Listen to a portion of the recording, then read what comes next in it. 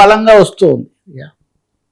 Sir, పద్మవ్యూహంలో CM Revanth చుట్టుముట్టిన సవాళ్లు కోర్టులు, పార్టీలు, ఉద్యోగులు. వరుసగా ఇప్పుడు రేవంత్ రెడ్డి ప్రభుత్వానికి సంబంధించినంత వరకు సరే, నిన్న హైకోర్టు ఓ ఐఏఎస్ అధికారిని అరెస్ట్ చేయండి అని ఒక పిలిపించింది, ఉత్తర్వు ఇచ్చింది. అసలు వాళ్ళు ఏమనుకుంటున్నారు, ఆయన అరెస్ట్ చేయండి, చాలా తీవ్రమైన చర్య, పైగా అరెస్ట్ చేస్తే ఈ కేసు దీన్ని తగినంతగా పట్టించుకోవడం లేదు అని. ఆయన పేరు సందీప్ కుమార్ సుల్తానియా. ఈయన ఒక విచారణ సందర్భంగా ఎన్నిసార్లు చెప్పినా జరగడం లేదు, బెయిలబుల్ వారెంట్ జారీ చేసింది, కానీ ఇన్నిసార్లు కోర్టు ధిక్కారం చేశారు కాబట్టి ఈయన అరెస్ట్ చేయండి అని. అంతకుముందు హైడ్రా రంగనాథ్ సంబంధించి చెప్పినటువంటిది కూడా ఉంది. న్యాయస్థానాల్లో సమస్య ఇది. న్యాయస్థానాలు కాకుండా కాంగ్రెస్ పార్టీలో వచ్చిన సమస్యలు, యాదాద్రి బోర్డు ఏర్పాటు మీద, లేకపోతే ఇంకొన్ని విషయాల మీద మహేష్ గౌడ్ లాంటి పిసిసి అధ్యక్షుడు కూడా బహిరంగంగా కొంత అసంతృప్తితో లేకపోతే ఇలా చేసి ఉండాలని చెప్పడం, ఇవి కూడా మనం చూసాం. భట్టి విక్రమార్క దగ్గరికి దళిత శాసనసభ్యులు వెళ్ళారని, వాళ్ళంతా కలిసి కొంత ఆలోచన చేశారని అది ఒకటి ఉంది. అధిష్టానమేమో పైకి పిలిపించి సమన్వయ కమిటీ ఏర్పాటు చేసి వ్యక్తిగతంగా నిర్ణయాలు తీసుకోకూడదు, అందరు కలిసే వెళ్ళాలని గట్టిగా చెప్పిన పరిస్థితి. అంటే న్యాయస్థానాలు తర్వాత అధిష్టానాలు కాకుండా బయట నిన్న సిపిఐ కార్యదర్శి కూననేని సాంబశివరావు చాలా తీవ్రంగా చెప్పాడు, మీరు ఇలా చేస్తే కనుక మీకు గత ప్రభుత్వానికి పట్టిన గతే పడుతుంది. అంటే ఆయన వాళ్ళతో కలిసి పోటీ చేసి గెలిచిన మద్దతుదారుగా ఉన్న పార్టీ కదా సిపిఐ. కాబట్టి సిపిఐ నాయకులు కూడా ఒక మిత్రపక్షంగా ఉన్న వాళ్ళు హెచ్చరించడం ఇదొకటి. ఇవి కాకుండా బయట రెండు ప్రధాన ఉద్యోగులు, ఉపాధ్యాయులది మనం నిన్న మాట్లాడాం. ఉపాధ్యాయులు అందరం కలిసి మీరు చెప్పినట్టే ఆందోళన చేస్తామని ఉపాధ్యాయులు ఒక కార్యాచరణ కమిటీగా ఏర్పడి వాళ్ళు ప్రకటించారు. ఉద్యోగులేమో దాదాపు బగ్గుమంటున్నారు, మా మీద ఇలాంటి కామెంట్స్ చేస్తారా మీరు, కొంచెం తొందరపాటు అయింది అనే. యువతకు సంబంధించి వీళ్ళంతా క్రిమినల్ వేస్ట్ ఇంజనీరింగ్ అనడం వల్ల అది కూడా విద్యార్థుల్లో ఒక విధమైన నిరసన. కాక్రోచ్ జనతా పార్టీ ఆ స్థాయిలో కాకపోయినా ఇక్కడ కూడా రకరకాల సమావేశాలు, సమ్మేళనాలు, యువతను సమీకరించడం అనేది అది జరుగుతుంది. ఇది కాకుండా భూములు, వీటికి సంబంధించి రెండు అతి ముఖ్యమైన అంశాలు.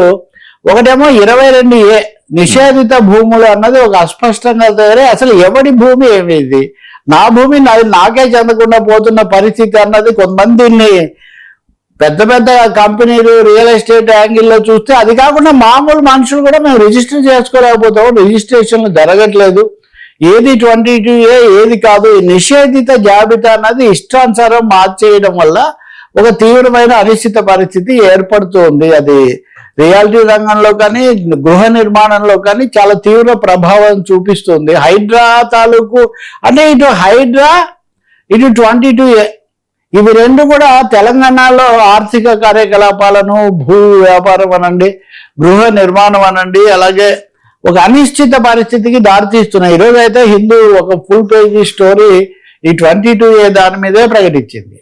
అనిశ్చితి, అస్పష్టత, ఇది ఉద్దేశపూర్వకంగా ఈ అస్పష్టత మీరు సృష్టించారు.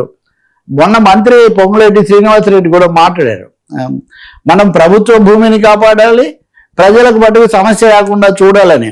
మొదటిది బాగానే ఉంది, కానీ రెండోది సమస్యలకు దారితీస్తుంది. ఇది ఆంధ్రప్రదేశ్లో ఒక రూపంలో వచ్చింది. ఆంధ్రప్రదేశ్లోనేమో మేము అసలు నిషేధ భూములు చాలా వాటికి విముక్తి కల్పిస్తా ఉన్నారు. సో ఈ రూపంలో చిన్న చిన్న వాళ్ళ భూములన్నీ ఈ పేరులో పెద్దవాళ్ళ దగ్గరికి వెళ్తున్నాయి already, is of doing business అనే సందేహం ఒకవైపున ఉంటే, తెలంగాణలోకి వచ్చేసరికి చిన్న వ్యాపారుల దగ్గర నుంచి మామూలు చిన్న చిన్న పట్టాలేదు భూమి నాదని నమ్ముకొని ఉన్న వాళ్ళ దగ్గర నుంచి ఒక గందరగోళంలో పడిపోయారు. ఏమీ జరగడం లేదు, ఒక ప్రతిష్టంభన, తీవ్రమైన ప్రతిష్టంభన ఏర్పడింది. మీరు ఇప్పుడు ఈ సమస్యలన్నీ చూడండి, ఒక పద్మవ్యూహంలాగా ఒక డజను సమస్యలు. ఇంక ఇది కాకుండా నదీ జలాలకు సంబంధించి సాగేది, కేంద్రంతో ఉన్న సంబంధాల మీద ఉండేది, పోలీస్ శాఖలో వచ్చినటువంటి ఫిర్యాదులు. నిన్న రేవంత్ రెడ్డి కూడా ఆఖరికి ఆయన కూడా మిగతా వాళ్ళ ఉంచి ఔటర్ రింగ్ రోడ్ నిర్వహణ ఏమాత్రం బాగాలేదు, ఔటర్ రింగ్ రోడ్ నిర్వహణ అస్సలు బాగాలేదు అని ఆ కాంట్రాక్టర్ మీద ఆయన చాలా తీవ్రంగా, ప్రతిష్టాత్మకమైంది కదా హైదరాబాద్కు, ఔటర్ రింగ్ రోడ్డే బాగాలేదంట. మెట్రో మొదటి దశ రెండో దశ అదేలాగో తిక్కమక్కలో పడిపోయింది. సో ఇలా చెప్తే ఊరికినే చూస్తే కూడా ఒక 10-12 సమస్యలు ఏమాత్రం పరిష్కారం కాకుండా ఈ లోపల వివాదాలు, రాజకీయంగా బీఆర్ఎస్ కాంగ్రెస్ మధ్యలో బీజేపీ వచ్చి చేసేవి ఇవన్నీ వాటికి అసలు లెక్కలేదు. కాబట్టి ఒక హైలీ అన్కంఫర్టబుల్ సిచ్యువేషన్. అదే చాలా వరకు ప్రభుత్వ నిర్ణయాల వల్ల ముందస్తుగా సమగ్రంగా చర్చించకపోవడం వల్ల వచ్చిన పరిస్థితి ఇది అనే అభిప్రాయం చాలా బలంగా ఉంది. ఎన్నికలకు ముఖ్యంగా కీలకమైన కార్పొరేషన్ ఎన్నికలకు వెళ్ళే సమయంలో రేవంత్ రెడ్డి ప్రభుత్వం ఈ పరిస్థితిని కొని తెచ్చుకోవడం అన్నది పాలకపక్షానికి కానీ రాష్ట్ర పురోగమనానికి కానీ ఏమాత్రం మంచిది కాదు. వీటిని ఒకటేమో ముందు పార్టీలో తర్వాత బయట అందరితో చర్చించి ఒక ప్రజాస్వామికమైన వైఖరి తీసుకోవటం, రెండోది అధికార యంత్రాంగంలో అలా పెరుగుతున్నటువంటి అసంతృప్తి, నియామకాలు ఇవన్నీ ఏకపక్షంగా జరుగుతున్నాయనే భావన నుంచి బయటికి రావడం, మూడోది పోలీస్ శాఖకు సంబంధించిన పారదర్శకతను ఎలా చేయటం. ఇప్పుడు పోలీసులు అంటారా, నిన్న కూడా కల్తీ దానికి సంబంధించి చాలా భారీది పట్టుకున్నారు, అంతకుముందు సైబర్ క్రైమ్స్ ఇట్లాంటివి పట్టుకున్నారు. కొన్ని పోలీస్ శాఖలో ఒకటో రెండో వాళ్ళు కొన్ని పనులు అటువంటివి చేస్తున్నప్పటికీ కూడా ఓవరాల్ డైరెక్షన్ అన్నది మటుకు ఒక తికమక పరిస్థితి ఏర్పడింది. అది ఆర్టీసీ విషయంలో కూడా కనిపిస్తుంది. ఏ అంశాలు అయితే గతంలో ఒక తీవ్రమైన ప్రతిష్టంభనకు తెలంగాణ రాజకీయాల్లో దారితీసాయో అక్కడికి అలాంటిది మళ్ళీ తీవ్రంగా పెరుగుతోంది.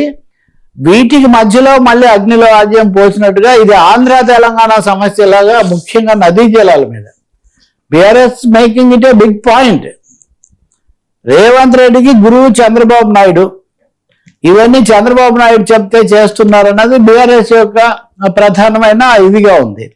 ఒక గురువు చంద్రబాబు అంటారు, ఇంకో గురువు ఏమో నరేంద్ర మోదీ అంటారు వాళ్ళు చెప్పే ప్రకారం. ఇప్పుడు రాహుల్ గాంధీ కదా నిజానికి గురువు అయినా, అది గురువు అయినా, కానీ దాని మీద కూడా ఒక రాజకీయమైన దాడి ఎదుర్కొంటున్న పరిస్థితి ముఖ్యమంత్రిది.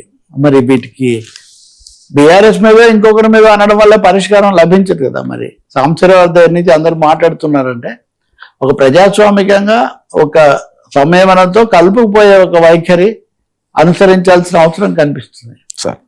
సార్ చేతులెత్తేసిన మోడీ యువతతో భగవద్ దౌత్యం అంతే కదా. ఇప్పుడు మోదీ గారేమో సభకు రావట్లేదు, అమిత్ షా రావట్లేదు. ఈ రోజు పార్లమెంట్ మళ్ళీ వాయిదా, 2 సభలు సోమవారం వరకు వాయిదా పడ్డాయి. 15వ రోజు శని ఆది తీసేస్తే ఇంకో 2 రోజులు ఉంటాయి. ఏం సాధించారు? నిజానికి పార్లమెంట్ సాధించింది జన్జీ సాధించిందే చాలా ఎక్కువగా ఉంది. జన్జీ వాళ్ళు కనీసం దేశంలో కొత్త చైతన్యము, కొత్త ఉత్సాహము, పోరాడవచ్చు అనే విశ్వాసం తెచ్చారు. కానీ వాళ్ళ మీద దాడి చేసినటువంటి కేంద్ర ప్రభుత్వము, ముఖ్యంగా ప్రధానమంత్రి ఆధ్వర్యంలో జరిగిన ప్రక్రియ ఏమాత్రం అది పూర్తిగా బెడిసి కొట్టింది. ఎవరో అన్నారు, మోదీ 1-4 సార్లు వీడియోలు చేసి నేను మిమ్మల్ని క్షమిస్తున్నానని చెప్పారు. మీరు మమ్మల్ని క్షమించడం ఏంటి?